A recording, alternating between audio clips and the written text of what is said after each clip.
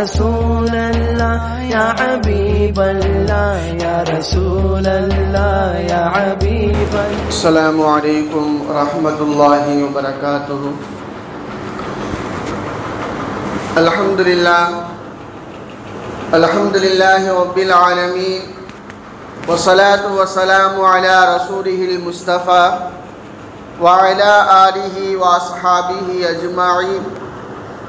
أما بعد، فقد قال الله تعالى في القرآن العظيم والفرقان المجيد: قال أعوذ بالله من الشيطان الرجيم بفضل بسم الله الرحمن الرحيم. شهر رمضان الذي أنزل فيه القرآن هدى للناس وبينات من الهدى والفرقان فمن شهد منكم الشهر فليصم. آمنا بالله، صدق الله العظيم. وقال نبينا صلى الله عليه وسلم: إذا دخل شهر رمضان وفتحت أبواب السماء وغلقت أبواب جهنم وسلسلة الشياطين، أو كما قال صلى الله عليه وسلم.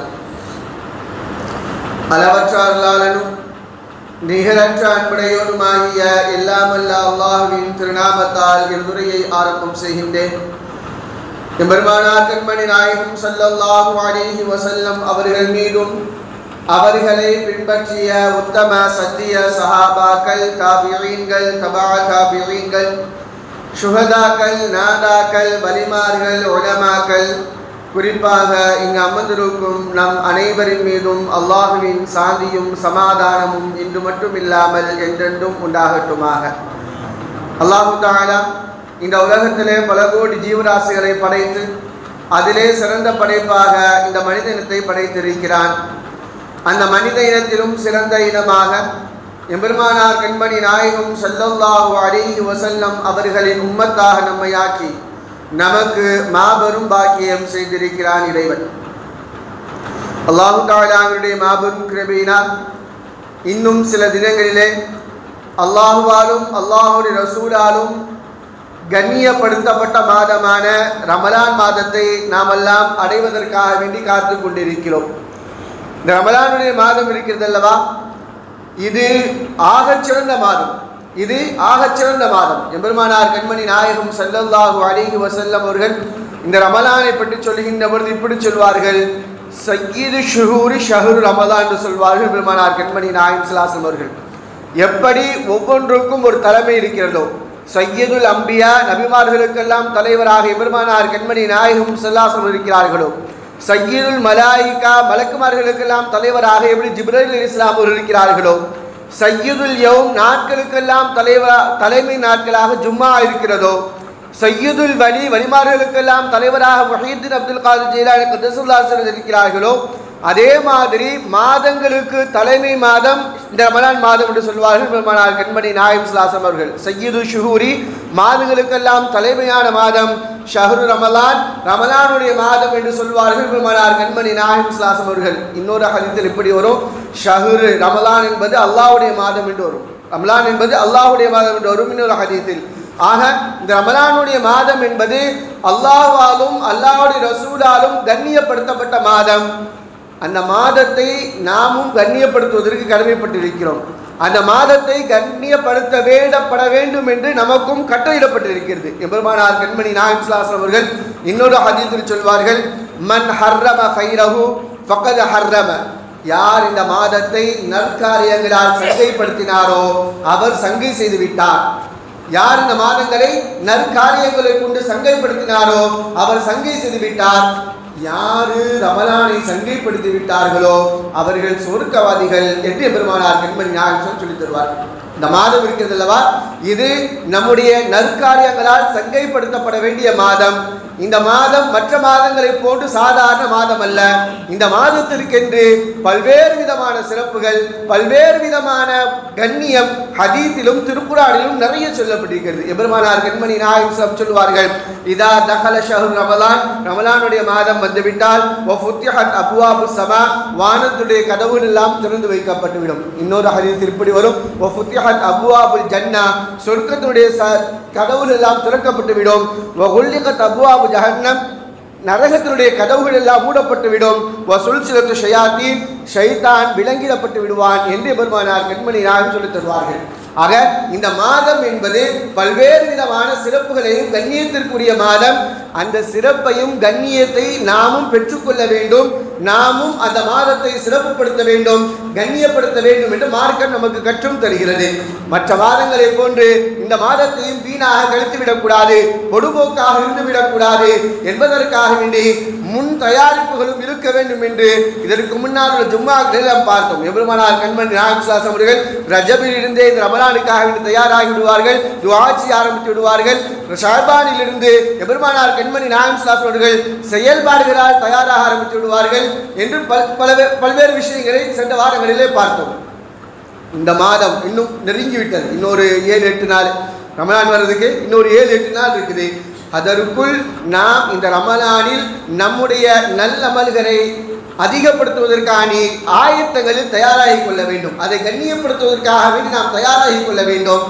அப்படி என்ன விஷயங்கள் ரமலானில் நாம் மிகவும் கவனிக்க வேண்டிய விஷயங்கள் என்ன, ரமலானுடைய மாதத்தில் நாம் பேணுதலாக இருக்க வேண்டிய விஷயங்கள் என்ன, நாம் கவனிக்க வேண்டிய விஷயங்கள் என்ன அப்படின்னா, முதல்ல தொழுகை. ரமலானுடைய மாதத்தில் நாம் தொழுகையை பேணுதலாக இருக்க வேண்டும். இன்னொரு விஷயத்தையும் நம் மனசில் வச்சுக்கணும். ரமலான் எப்படி சிறப்புப்படுத்தப்பட்டதோ, மற்ற மாதங்களில் செய்கின்ற அமல்களை விட ரமலானில் செய்கின்ற அமல்களுக்கு அதிக நன்மை கொடுக்கப்படுகிறதோ, அதே மாதிரி மற்ற காலங்களில் செய்யப்படுகின்ற பாவங்களை விட ரமலானில் செய்யப்படுகின்ற பாவங்களுக்கு அதிக தண்டனையும் உண்டு. பொதுவாகவே எந்த மாதத்தில் அதிக நன்மையை தருகிறானோ, எந்த நாட்களில் அதிக நன்மையை தருகிறானோ, எந்த நேரங்களில் அதிக நன்மையை தருகிறானோ அமல்களுக்கு, அதே நேரத்தில் அந்த நேரத்தில் அந்த காலகட்டத்தில் நாம் செய்கின்ற பாவங்களுக்கு அதிக தண்டனையும் உண்டு என்பதை நம்முடைய உள்ளத்தில் நிறுத்திக் கொள்ள வேண்டும். ரமலான் சிறப்புப்படுத்தப்பட்ட மாதம், நமக்கு அதிக நன்மைகளை தருவதாக அல்லாஹ்வும் அல்லாஹ்வுடைய ரசூலும் வாக்களிக்கப்பட்ட மாதம். அந்த மாதத்தில் நாம் தவறு செய்தால் எந்த அளவுக்கு அல்லாஹ் நன்மையை அதிகமாக தருகிறேன் என்று சொல்லியிருக்கிறானோ அதே அளவுக்கு பாவத்தையும் அதிகமாக தருவான். எனவே நாம் நல்லமல்கள் செய்கிறோமோ இல்லையோ, பாவத்தை விட்டும் மிக அதிகமாக தவிர்த்திருக்க வேண்டும். நாம் செய்கின்ற நல்லமல்களில் முதலாவது நல்லமல் தொழுகை. அதை சரியாக பேண வேண்டும். பொதுவாகவே முஸ்லீமாக இருந்தால் அவன் தொழுகையை பேணித்தாகும். பொதுவாகவே முஸ்லீமாக இருந்தால் ஒரு மனிதன் உலகத்தில் முஸ்லீமாக படைக்கப்பட்டு விட்டால் அவனுடைய முதல் கடமை அஷ்ஹது அல்லா இலாஹ இல்லல்லாஹ் வ அஷ்ஹது அன்ன முஹம்மது ரசூலுல்லாஹ் என்ற திருக்கலிமாவை ஏற்றுக்கொண்டதற்கு பின்னால் ஒரு மனிதனுடைய முதல் கடமை என்னன்னா தொழுகைதான். சஹாபாக்கள் ரசூலுல்லாஹி ஸல்லல்லாஹு அலைஹி வஸல்லம் காலத்தில் யாராவது இஸ்லாத்தை ஏற்றுக்கொண்டால் முதல் அவங்களுக்கு தொழுகையை தான் கட்டி தருவாங்களாம் சஹாபாக்கள். யாராவது ஒருத்தவங்க இஸ்லாத்தை ஏற்றுக்கொண்டால் முதலாக அவருக்கு தொழுகையை கற்றுக் கொடுக்கப்படும் என்று சொல்வார்கள் பெருமானார் கண்மணி நாயகம் ஸல்லல்லாஹு அலைஹி அவர்கள். எனவே ஒரு முஸ்லிமுடைய முதல் கடமை தொழுகை. அது எல்லா காலகட்டத்திலும் அவனுக்கு கடமை. ஒரு நாளைக்கு 5 நேர தொழுகை ஒரு மனிதனுக்கு கடமை. ரமலானில் இன்னும் விசேஷமாக ஒரு ஃபர்தை தொழுதால் 70 ஃபர்துடைய நன்மை கிடைக்கிறது. ஒரு ஃபர்தை தொழுதால் 70 ஃபர்துடைய நன்மை கிடைக்கிறது. அது மற்ற காலத்தில் கிடைக்குமா அப்படின்னா எந்த காலத்திலும் கிடைக்காத ஒரு பெரும் பாக்கியம். 70 அமல் தொழுகணும் அப்படின்னா ஒரு மனுஷன் தொடர்ந்து 70 ஃபர்து தொழுக முடியுமானா இப்போ தொழுக முடியாத காலம். ஒருத்தர் 6 நாள் 7 நாள் தொழுதாதான், 7 நாள் தொடர்ந்து தொழுதா 70 நன்மைகள் பெற்றுக்க முடியும். அதாவது ஒரே நாள் ஒரே ஃபர்து தொழுவதன் மூலமாக 70 ஃபர்துகளை தொழுத நன்மையை அல்லாஹு தஆலா தருகிறான் என்று பெருமானார் கண்மணி நாயகம் ஸல்லல்லாஹு அலைஹி சொல்லித் தருவார்கள் ரமலானுடைய மாதத்தில். அதே மாதிரி ஒரு ஃபர்தை விட்டா 70 ஃபர்தை விட்ட பாவமும் கிடைக்கும். மனசில் நல்லா வச்சுக்கணும். எப்படி ஒரு ஃபர்தை தொழுதால் 70 ஃபர்துகள் தொழுத நன்மை கிடைக்கிறதோ அதே மாதிரி ரமலானுடைய மாதத்தில் ஒரு ஃபர்தை விட்டுவிட்டோமையானால், ஒரு ஃபர்தான தொழுகையை விட்டுவிட்டோமையானால் 70 ஃபர்துகளை விட்டால் என்ன பாவம் கிடைக்குமோ அந்த பாவம் கிடைக்கும். முதல்ல நம்ம கிடைக்கிறதுங்கிறத விட பாவம் அதிகமாகி விடக்கூடாது என்கின்ற பயம் நம்முடைய உள்ளத்தில் இருக்கணும். நன்மை கிடைக்குதோ இல்லையோ, அல்லாஹ்வுடைய ரஹ்மத், அல்லாஹ்வுடைய மகஃபிரத் நம்முடைய அல்லாஹ் கொண்டு போய் விட்டுருவான். பாவம் மிகைத்து போயிருந்தால், அதுவும் ரமலான் போன்ற புனித மாதங்களில் கூட நாம் பாவங்களை செய்தோமையானால் அல்லாஹு தஆலா அதையெல்லாம் சீக்கிரத்தில் மன்னிக்கவும் மாட்டான் ரமலான் மாதத்தில். ஏன்னா அல்லாஹ்வா நமக்கு பார்த்து சிறப்பாக கொடுத்துருக்கிறான். அந்த நாள்லையாவது நல்ல முயல் செஞ்சு முன்னேறிக்கோன்னு கொடுத்துருக்கிறான். மற்ற நாளில் செய்யலை, அந்த நாள்லையாவது நீ ஒன்றை செஞ்சால் 70 தர்றேன்னு அல்லாஹுவாக ஃபதுலாக சிறப்பாக அருட்கொடையாக நமக்கு கொடுத்திருக்கிறான். அந்த நாட்களில் கூட நாம் அலட்சியமாக இருந்தோமையானால் அல்லாஹுக்கு கோபம் வரத்தனை செய்யும். பொதுவாகவே ஒரு ஆஃபர் நமக்கு கிடைக்கும் போது, ஒரு ஆஃபர் கொடுக்குறாங்க அப்படிங்கும்போது அந்த ஆஃபரை பயன்படுத்திக்கிறவன் தான் சரியான மனுஷன். ஒரு அறிவாளியான மனுஷன் யார்? தனக்கு ஒரு ஆஃபர் கொடுக்கப்படுகின்ற பொழுது அல்லது ஒரு சலுகை கொடுக்கப்படுகின்ற பொழுது அந்த சலுகையை அந்த ஆஃபரை பயன்படுத்தி கொள்கிறவர் தான் ஒரு சரியான மனிதன். அந்த நேரத்தில் கூட நாம் அதை சரியாக பயன்படுத்தவில்லையானால் நமக்கு தான் நஷ்டம், நமக்கு தான் நஷ்டம். அல்லாஹுக்கு அதனால் ஒரு நஷ்டமும் ஆக போவது கிடையாது. அல்லாஹ்வின் கோபம் நம் மீது அதிகமாகிக் கொண்டே இருக்கும். அதுதான் கடைசியில் நம்மை நரகவதாக்கிவிடும். அல்லாஹ்வுடைய கோபத்தில் உள்ள ஒரு மனுஷன் நல்லா வாழ முடியுமா அப்படின்னா இந்த உலகத்திலேயும் நல்லா வாழ முடியாது, நாளை மறுமையிலும் நல்லா வாழ முடியாது. அல்லாஹ்வுடைய கோப பார்வை உள்ள ஒரு மனிதன், அல்லாஹுக்கு கட்டுப்படாத அல்லாஹ்வுடைய கோப பார்வைக்கு உட்பட்ட ஒரு மனிதன் இந்த உலகத்திலும் நல்லா வாழ முடியாது, நாளைக்கு மறுமையிலும் நல்லா வாழ முடியாது. ஒருவேளை நல்லா வாழ்கிற மாதிரி தெரிஞ்சாலும் அது ஒரு மாயை தான். அவனுக்குள் பல கஷ்டங்கள் இருக்கத்தான் செய்யும். அது அவர்களுக்கு உணர்ந்து கொள்ள முடியும். அது செய்கின்ற பாவத்திற்கான பரிகாரம். எனவே இது போன்ற ரமலானுடைய மாதங்கள், இந்த ரமலானுடைய மாதத்தில் நமக்கு கிடைக்கின்ற இது போன்ற பிரயோஜனமான நாட்கள், நமக்கு தரப்படுகின்ற சலுகைகள், நமக்கு தரப்படுகின்ற ஆஃபர்கள், இந்த ஆஃபர்களை பயன்படுத்தி கொள்ள வேண்டும். அல்லாஹ் ஒரு ஃபர்லை தொழுதால் 70 ஃபர்துகள் தொழுத நன்மையை தருகிறான். ஃபர்துக்கு இது ஒரு நஃபில் தொழுதா ஃபர்து தொழுத நன்மையை தர்றான் அல்லாஹ். ஒரு ஃபர்த தொழுதா 70 ஃபர்து தொழுத நன்மை, ஒரு நஃபில் தொழுதா ஃபர்து தொழுத நன்மையை தர்றான் அல்லாஹு தஆலா. எம்பெருமானார் கண்மணி நாம் சொல்லி தருவார்கள். எனவே இந்த நாட்களில் நாம் நஃபிலான சுன்னத்துகளான வணக்கங்களையும் அதிகப்படுத்திக் கொள்ள வேண்டும். நஃபிலான சுன்னத்துகளான அமல்களையும் தொழுகைகளையும் அதிகப்படுத்திக் கொள்ள வேண்டும். காரணம், இது போன்ற நாட்கள் இன்னொரு மாதம் அடைவோமா தெரியாது. அடைஞ்சிட்டு இன்னொரு 7 நாள் இருக்கு. அந்த ஒரு மாதத்தினுடைய சிறப்பை அடுத்த வருஷத்தில் அடைவோமா தெரியாது. அதற்கு முன்னால் நாம் மரணிப்பதற்கான எவ்வளவு வாய்ப்புகள் இருக்கிறது.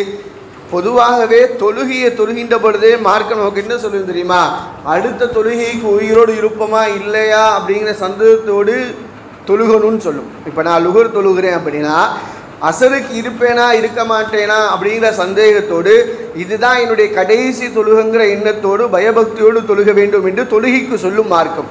அப்போ ரமலான் அது ஒரு வருட கேப்பு. இது ஒரு 4 மணி நேரம் 3 மணி நேரம் கேப்பு. லுகருக்கும் அசருக்கும் எவ்வளோ மணி நேரம் கேப்பு? மிஞ்சிப்பட ஒரு 3-4 மணி நேரம் கேப்பு. இந்த இடைவெளிக்கு நீ உயிரோடு இருப்பாயா இருக்க மாட்டாயா என்கிற சந்தேகத்தோடு கடைசி தொழுகையாக உன்னை தொழுகை நினைத்து தொழு, அதுதான் பயபக்தியோடு இருக்கும் என்று மார்க்கம் சொல்லித்தர. ஒரு வருஷ கேப்பு, அடுத்த 12-11 மாதம் கழிச்சு தான் அடுத்த ரமலானை அடைய முடியும். அந்த ரமலானை அடைவோமா மாட்டோமா, ரமலானின் நன்மைகளை பெறுவோமா மாட்டோமா என்கின்ற எல்லாவற்றையும் யோசித்து இந்த ரமலானுடைய நாம் பயன்படுத்திக் கொள்ள வேண்டும். இந்த ரமலானுடைய நாட்களை நாம் பயன்படுத்திக் கொள்ள வேண்டும். காரணம் என்ன தெரியுமா? எம்பெருமானார் கண்மணி நாயகம் ஸல்லல்லாஹு காலத்தில் 2 நண்பர்கள் ஒரே நேரத்தில் இஸ்லாத்தை ஏற்றுக்கொண்டார்கள். ஒரு நண்பர் சிறிது காலத்திற்கு பின்னால் போரில் ஷஹீதாகிட்டார். இன்னொருத்தர் அதுக்கு அடுத்த ஒரு வருஷம் கழிச்சு மரணிச்சார். இந்த 2 பேர்த்தையும் இன்னொரு சஹாபி கனவுல காண்றாரு. ஷஹீதானவரை விட சீக்கிரமா அடுத்த வருஷம் மரணிச்சார்ல, இயற்கையா மரணிச்சார்ல, அவர் சொர்க்கத்தில் முன்னதாக இருப்பதாக கனவில் காண்கிறார். ரசூலுல்லாஹ்ட்ட வந்து கேட்குறாங்க, யார் ரசூலல்லாஹ், மிகப்பெரிய உயரிய அந்தஸ்து எதுனா ஷஹீதை விட ஒரு பெரிய அந்தஸ்து இந்த உலகத்தில் எதுவுமே இல்லை. ஏன்னா ஷஹீதுக்கான அந்தஸ்து சொல்லுகின்ற பொழுது ஏற்கனவே சொல்லியிருக்கிறேன். அவருடைய முதல் சொட்டு பூமியில் விழுவதற்கு முன்னால் அவருடைய எல்லா பாவங்களும் மன்னிக்கப்பட்டுவிடும். அதற்கு பின்னால் விழுகின்ற ஒவ்வொரு சொட்டிற்கும் அவருடைய அந்தஸ்து உயர்த்தப்படும் சொல்லுவாங்க ரசூலுல்லாஹி ஸல்லல்லாஹு அலைஹி வஸல்லம் அவர்கள் சொல்லியிருக்க. ரசூலுல்லாஹ்ட்ட வந்து கேட்பாங்க, யார் ரசூலல்லாஹ், ஒரு ஷஹீதை விட இயற்கையாக மரிச்ச ஒரு முன்னாடி போயிட்டாரு, சொர்க்கத்துக்கு போயிட்டாரு, எப்படி போனாரு அப்படின்னு கேட்கும்போது ரசூலுல்லாஹி ஸல்லல்லாஹு அலைஹி வஸல்லம் சொல்லுவார்கள், அவர் ஒரு வருஷம் இந்த உலகத்தில் வாழ்ந்திருக்கிறார், வாழ்ந்த காலத்தில் ஒரு ரமலானை வரைந்திருக்கிறார். அந்த ரமலான் தான் அவர் முன்னால் சொர்க்கத்திற்கு செல்வதற்கு காரணம் சொல்லுவாங்க ரசூலுல்லாஹி ஸல்லல்லாஹு அலைஹி வஸல்லம் அவர்கள். இன்றைக்கி நாம் ரமலானை அவ்வளோ பெருசாக ஒன்றும் எடுத்துக்கிறது கிடையாது. இன்றைக்கி நாம் ரமலானுடைய மாதத்தை அவ்வளோ பெரிதாக ஆர்வப்பட்டு ஒன்றும் ரமலானை எடுத்துக்கொள்வது கிடையாது. எல்லா வேலைகளும் எப்படி நடக்கிறதோ அதே போன்று ரமலானிலும் எல்லா வேலையும் நடக்கிறது. மற்ற நாட்களில் நாம் எப்படி அமல் செய்கிறோமோ அதே போன்று தான் ரமலான்லேயும் அதிகமல் செய்கிறோம். அதிகப்படியான அமல்கள் என்பது ரமலானில் இப்போ குறைஞ்சி போச்சு. ரமலானில் குறைஞ்சி போச்சு அதிகப்படியான அமல்கள். நஃபிலும் தொழுவதில்லை.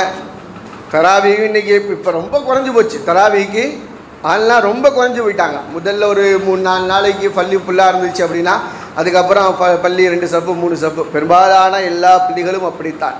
ஒரு 6-7 நாளைக்கு முதல்ல ஃபுல்லாக இருக்கும். அப்புறம் ஒரு 15, 17, அப்புறம் 27 அதோடு முடிஞ்சு போச்சு தராவிங்கிறது.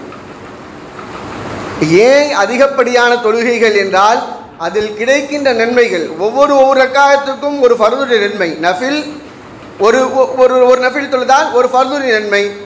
நாம் 10 தொழுகிறோம், 10 நஃபில் தொழுகிறோம்ல, 2 ரக்காயத்தால் 10 தொழுகிறோம், 10 ஃபர்துடைய நன்மை கிடைக்கிறது. ஆனால் அதை நாம் அலட்சியாக எடுத்துக்கொள்கிறோம், அதை பெருசாகவே எடுத்துக்கிறது இல்லை. அந்த தொழுகையும் இன்று சரியாக தொழுவப்படுவதும் இல்லை. அஜித் ரொம்ப நேரம் ஓதினார்னா அப்படியே உட்காந்துட்டு அவர் கூக்கு போகிற சமயத்தில் ஜாயிண்ட் ஆகிட்டு அப்படியே அடுத்த ரக்காயத்தை முடிச்சுட்டு அப்படி உட்காந்துக்கிட்டு அப்புறம் தொழுகிறது. இப்படியும் பழக்கங்கள். இதில் கிடைக்கின்ற நன்மைகளுடைய மகத்துவத்தை நாம் புரிந்து கொள்வது கிடையாது. இந்த ரமலானில் நாம் செய்கின்ற அமல்களின் மூலமாக நமக்கு கிடைக்கின்ற நன்மைகளின் மகத்துவம், அதனால் நாளை மறுமையில் நமக்கு கிடைக்கின்ற பிரயோஜனம் நாம் அறிவது கிடையாது. ஒரே ஒரு நன்மை பத்தலை அப்படின்னா ஒவ்வொருத்தண்டையாக தேடி ஓடுவோமா, அத்தாட்ட அம்மாட்ட எல்லாம் தெரிச்சு ஓடுவாங்க. நாளைக்கு மறுமையில் ஒரே ஒரு அமல் பத்தலை, ஒரே ஒரு நன்மை வேணும், ஒரே ஒரு நன்மை இருந்தால் தராசு வெயிட்டு மேலே கீழே இறங்கிடும். அப்படிங்கிற சமயத்தில் நமக்கு அந்த ஒரு நன்மையை தருவதற்கு யாருமே இருக்க மாட்டாங்க. அப்போ யோசித்து பார்த்துருப்போம், உலகில் 1000 நன்மைகளை விட்டு விட்டோமே, உலகில் 1000 நன்மைகளை செய்யாமல் விட்டு விட்டோமே, ஒரே ஒரு நன்மை அதில் செஞ்சிருந்தா இன்னைக்கு அது உதவியாக இருக்குமே. அப்போ யோசிப்போம், அங்கே உதவுறதுக்கு யாருமே இருக்க மாட்டாங்க. எல்லாம் யா நப்சி யா நப்சி யா நப்சி தான். ஏன் நிலைமை என்னாகுமோ, ஏன் நிலைமை என்னாகுமோ, யா நிலைமை என்னாகுமோ. எம்பெருமானார் கண்மணி நாயகம் ஸல்லல்லாஹு தவிர மற்ற எல்லா மனிதர்களும் யா நப்சி தான். ரசூலுல்லாஹ் மட்டுமே யா உம்மத்தி. அங்கே யாரும் உதவி செய்வதற்கு யாருமே இருக்க மாட்டாங்க. ரசூலுல்லாஹி ஸல்லல்லாஹு அலைஹி வஸல்லம் நமக்கு உதவி செய்ய வேண்டுமானாலும் நாம் மார்க்கத்தை சரியாக பின்பற்றி இருக்க வேண்டும். நாம் சரியாக மார்க்கத்தை பின்பற்றாமல், ரசூலின் சுன்னத்தை பின்பற்றாமல், ரசூல் கற்றுத்தந்த வாழ்க்கையில் வாழாமல் ரசூலுல்லாஹ் நமக்கு உதவி செய்வாங்களா, அந்த உதவியும் கிடைக்காது. நாம் மார்க்கத்தை சரியாக பின்பற்றுவது மட்டுமே நாளை மறுமையில் நமக்கு வெற்றியை தருவதற்கான வழி. அதுதான் அந்த வழி. அதிலும் சிறப்பாக இந்த மாதம், ரமலானுடைய மாதம், 1க்கு 70 ஒரு நஃபில் தொழுதால் ஒரு ஃபர்துடைய நன்மை அல்லாஹ் அள்ளி கொடுப்பதற்கு காத்து கொண்டிருக்கிறான். அள்ளி கொடுப்பதற்கு, அருள்மலையை பொழிவதற்கு காத்து கொண்டிருக்கிறான். நாம் அமல்களின் மூலமாக அதை செய்யணும். மற்ற நாளில் தொழுகாத ஒரு நஃபில் ஒரு நஃபில் எக்ஸ்ட்ரா ஆக்கிக்கலாம். எக்ஸ்ட்ரா ஒரு நஃபில் தொழுதுக்கலாம். தஸ்மீ நஃபில் தொழுகலாம், அவாபி நஃபில் தொழுகலாம், ஹாஜத் நஃபில் தொழுகலாம். ஏதோ ஒன்று ஒரு நியத்தில் ரமலானுக்காக வேண்டி ஒரு நஃபில் தொழுதுக்கலாம். எவ்வளவு தொழுகையை நாம் அதிகப்படுத்துகிறோமோ அவ்வளவு அல்லாஹ்வின் நெருக்கத்தை பெற்றுத்தரும். நஃபிலான வழக்கங்கள் பொதுவாகவே ஃபர்லெல்லாம் நமக்கு கடமை, அதை செஞ்சே ஆகணும். செய்யாமல் விட்டால் பாவம். நஃபில் தொழுகிறோம்ல, அது நம்மை அல்லாஹோடு நெருக்கமாக்கி வைக்கும். நம்மை அல்லாஹோடு நெருக்கமாக்கி வைக்கிற தொழுகை எது அப்படின்னா நஃபிலான தொழுகை தான். அல்லாஹ் அப்படித்தான் சொல்வான், என்னுடைய அடியானை என்னோடு நெருக்கமாக்கி வைக்கின்ற காரியம் என்ன தெரியுமா, அவன் செய்கின்ற நஃபிலான காரியங்கள் என்னோடு நெருக்கி வைக்கும் சொல்வான் அல்லாஹு தஆலா. நாம் செய்கின்ற நஃபிலான காரியங்கள். ஆனால் இன்னைக்கு அதில் தான் ரொம்ப அசால்ட் எதுன்னா அதுதான் நஃபில் தானே. அதை தொழுவதனால ஒரு பிரச்சனை இல்லை. ஏன்னா தொழுதா நன்மை, தொழுகலைன்னா பாவம் கிடையாது. நம்முடைய உள்ளத்தில் எப்படி இருக்கிறது, அதை தொழுகலைன்னா பாவம் இல்லை, அப்புறம் அதை போய் தொழுதுகிட்டு பார்த்துக்கலாம். ஆனால் அல்லாஹ்வின் நெருக்கத்தை பெற்றுத்தருகின்ற விஷயம் அதுதான் என்பதை மறந்து போய்விடுகிறோம். ஃபர்தெல்லாம் நம்ம மீது கடமை, தொழுதே ஆக வேண்டும். அது நம்முடைய கடமை கழித்தது தான். தொழுதா கடமை கடிச்சது. அதை சரியாக தொழுகிறோமா, அதனுடைய நன்மை முழுசாக கிடைக்குமா, அதெல்லாம் அப்புறம். வந்தோம் தொழுதோம் அப்படின்னா நம்முடைய கடமை நீங்கியது, அவ்வளவுதான்.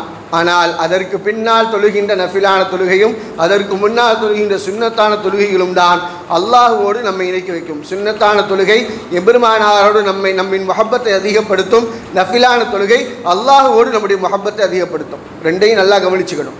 சுன்னத் அது ரசூலின் மஹப்பத்தை பெற்றுத்தரும், ரசூலின் நெருக்கத்தை பெற்றுத்தரும். நஃபிலான வணக்கங்கள் அல்லாஹ்வின் நெருக்கத்தை பெற்றுத்தரும்.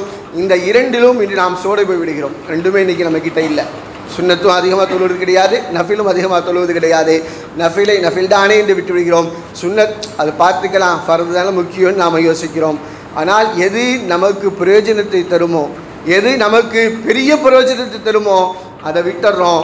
எனவே இந்த ரமலானுடைய மாதத்தில் நாம் தொழுகையை ஒருபோதும் விட்டுவிடக்கூடாது, ஃபர்லான தொழுகையை ஒருபோதும் விட்டுவிடக்கூடாது. காரணம், அது எப்படி 70 நன்மைகளை பெற்றுத் தருகிறதோ அதே போன்று ஒரு ஃபர்லை விட்டால் 70 ஃபர்லுகளை விட்ட பாவத்தையும் பெற்றுத்தரும் என்பதை உள்ளத்தில் வைத்துக் கொள்ள வேண்டும். ஃபர்லான தொழுகைகளை சரியாக நிறைவேற்றிவிட வேண்டும். அதே போன்று கொஞ்சம் முன்னாடி முன் சுன்னத்து பின் சுன்னத்து நஃபில் இவைகளையும் நிறைவேற்றுவதை பழக்கமாக்கி கொள்ள வேண்டும். காரணம், ஒரு ஃபர்துடைய நன்மை கிடைக்கிறது, அதோடு அல்லாஹ் ரசூலின் நெருக்கத்தை பெற்றுத்தருது. நன்மையை பெற்றுத்தருங்கிறது அது பெரிய விஷயம் இல்லை, அது எதில் வேணாலும் வாங்கிக்கலாம், நன்மைங்கிறது எதில் வேணாலும் வாங்கிக்கலாம். ஆனால் அல்லாஹ் ரசூலின் நெருக்கத்தை பெறுவது இருக்குல்ல, அது ரொம்ப பெரிய காரியம், அது ரொம்ப பெரிய காரியம். சொர்க்கத்தை விட அல்லாஹ்வின் பொருத்தம் வேண்டும். நாம் செய்கின்ற அமல்கள் எல்லாம் சொர்க்கம் கிடைக்க வேண்டும் என்று செய்வதை விட அல்லாஹ்வின் பொருத்தம் கிடைக்க வேண்டும் என்கிற எண்ணத்தோடு செய்யணும். ஏன்னா நாளை மறுமையில் நமக்கு கொடுக்கப்படுகின்ற சந்தோஷங்களிலே மிகப்பெரிய சந்தோஷம் எது அப்படின்னா அல்லாஹ்வை தரிசிக்கின்ற அந்த பாக்கியம்தான். நாளை மறுமையில் நமக்கு கொடுக்கப்படுகின்ற சந்தோஷங்களிலே மிகப்பெரிய சந்தோஷம் எது அப்படின்னா அல்லாஹ்வை தரிசிக்கின்ற அந்த பாக்கியம் இருக்குதுல்ல, அதுதான் மிகப்பெரிய சந்தோஷம். சொர்க்கவாசிகள் எல்லோரும் சொர்க்கத்தில் இருப்பாங்க, ஆனால் சந்தோஷம் இல்லாமல் இருப்பாங்களாம். ரசூலா சொல்லுவாங்க, சொர்க்கவாசிகள் சொர்க்கத்தில் இருப்பாங்க, ஆனால் சந்தோஷம் இல்லை. எல்லா விதமான வசதிகளும் இருக்கும், எல்லா விதமான ஆடம்பங்கள் இருக்கும். எந்த அளவுக்கு மனிதனால் யோசித்து பார்க்க முடியாத அளவுக்கு சந்தோஷங்கள் மகிழ்ச்சியும் அங்கே மிகைத்து போயிருக்கும். ஆனால் மூஞ்சிலே சந்தோஷமே இருக்காதா? ரசூலா சொல்லுவாங்க. அல்லாஹ் கேட்பானா, ஏன்பா சொர்க்கத்தில் கொண்டாந்து விட்டுட்டேனே, ஏன் இன்னொரு ரொம்ப சோகமாக இருக்கிறீங்க அப்படின்னு கேட்டால் அவங்க சொல்லுவாங்களா, யா அல்லாஹ் சொர்க்கத்தில் கொண்டாந்து விட்டுட்டேன், உன்னை பார்க்கின்ற தரிசனம் இன்னும் உன்னுடைய தரிசனம் இன்னும் இவங்களுக்கு கிடைக்கல, உன்னுடைய தரிசனம் இன்னும் இவங்களுக்கு கிடைக்கல, அந்த ஒரு குறை இருக்குன்னு சொன்னோடனே அல்லாஹு தாலா சொர்க்கவாசி எல்லாம் ஒரு இடத்துல கூட்டி தன்னுடைய தரிசனத்தை காட்டினதுக்கு அப்புறம் தான் சொர்க்கவாசிகள் முழு மனமகிழ்ச்சியோடு ஆவார்களாம். ரசூலா சொல்லுவாங்க, சொர்க்கம் அது பெரிய விஷயம் அல்ல, சொர்க்கத்திற்கு மேல் அல்லாஹுவின் பொருத்தம், அல்லாஹுடைய ரிலா, அல்லாஹுடைய லித்தா என்கிற தரிசனம் இருக்குது அல்லவா, அந்த தரிசனம் கிடைப்பது தான் ஒரு மனிதனுடைய ஃபுல்ஃபில் சொல்லுவாங்க. அவ்வளோதான் மன மகிழ்ச்சி, அதுக்கு மேலே சந்தோஷம் இல்லை. அப்படிங்கிற அளவுக்கு ஒரு மனிதன் சொர்க்கத்தில் ஆக வேண்டுமானால் அது அல்லாஹுடைய பொருத்தத்தின் மூலமாக மட்டும்தான் கிடைக்கும்.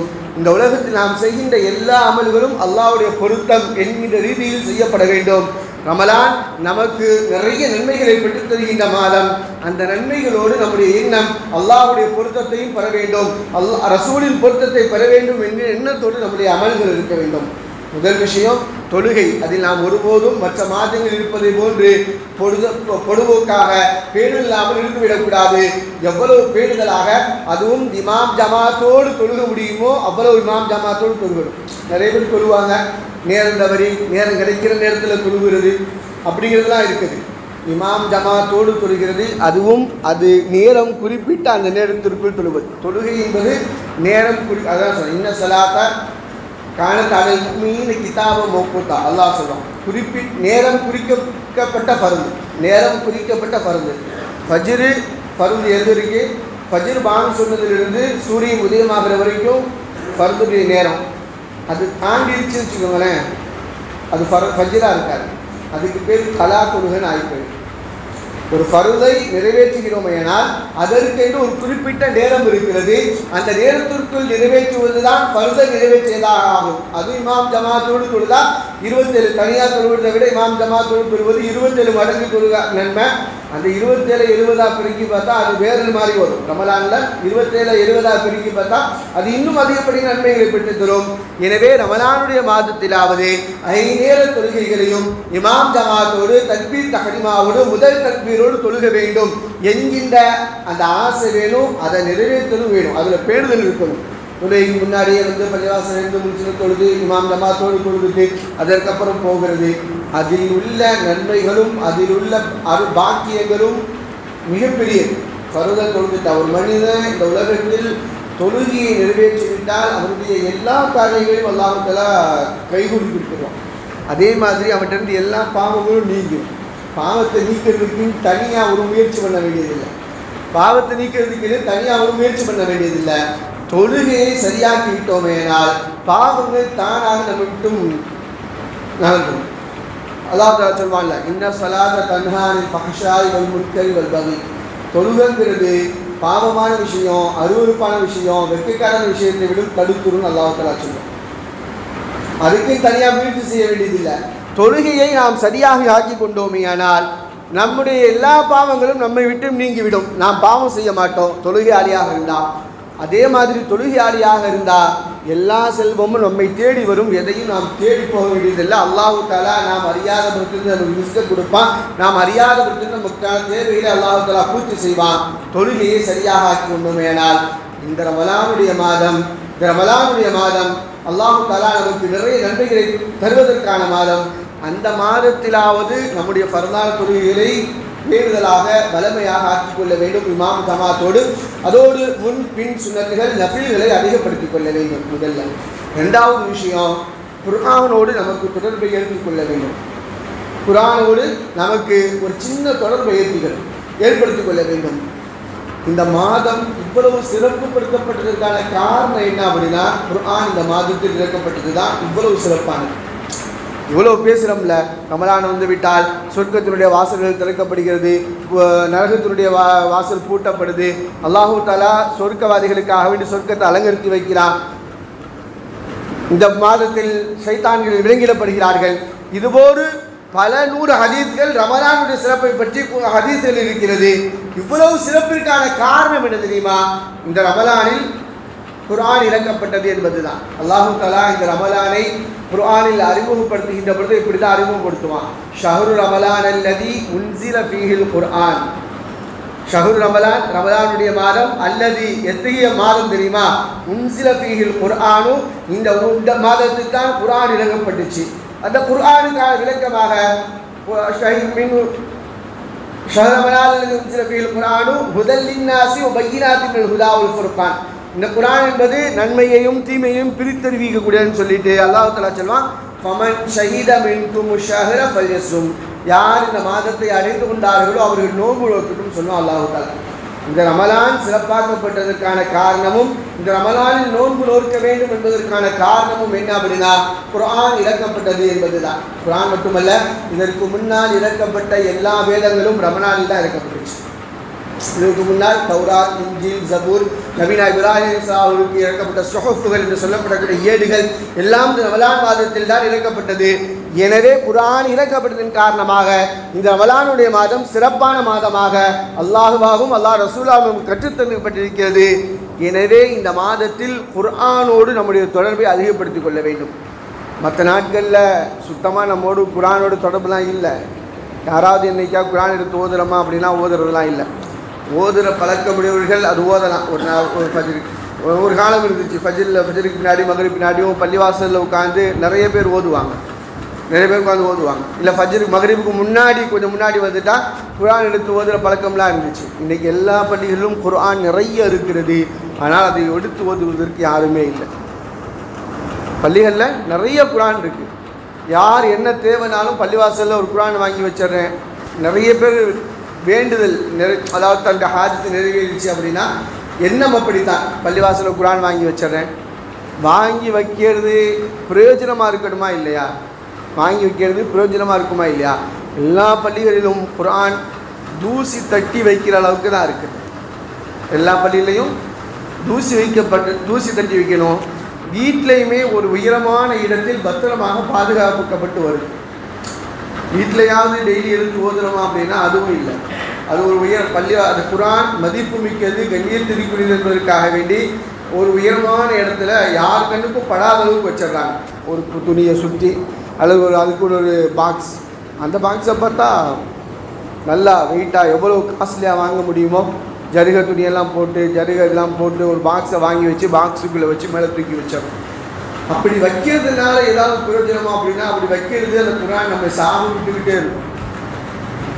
நான் குர்ஆன்ங்கிறது